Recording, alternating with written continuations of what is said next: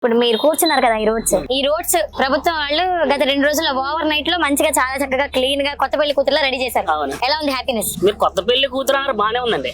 అక్కడ కొత్త పెళ్లి కూతురు, ఇక్కడ మూలకొచ్చిన మామ. ఇక్కడ చూడండి, ఐడియా ఉందా? అంటే ఎలా ఉందంటే జనాలు అక్కడే నడుపుతున్నారు కదా, అక్కడ వేస్తే సరిపోద్ది, అక్కడ అదే చూస్తారు కదా. మరి ఇక్కడ పక్కన కూర్చొని తిన్నా నాకే తెలుసు, మీకు కూడా తెలియదు కదా, అందుకే ఇక్కడ చూపించాను. అది ఎలా ఉందంటే మిగిలిపోయిన ఇసుక దగ్గర పోగేస్తాం చూసారా, అది రోడ్డు.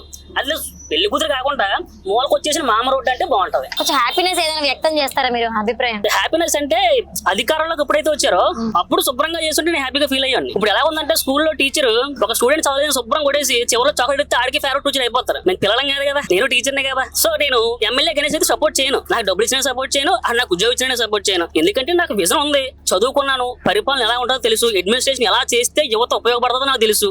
అందుకనే ఒక యువతగా నేను మాట్లాడుతున్నాను. ఒక బీఈడీ చేసి ఉద్యోగం కోసం ఎదురు చూస్తున్నటువంటి ఒక నిరుద్యోగిగా మాట్లాడుతున్నాను.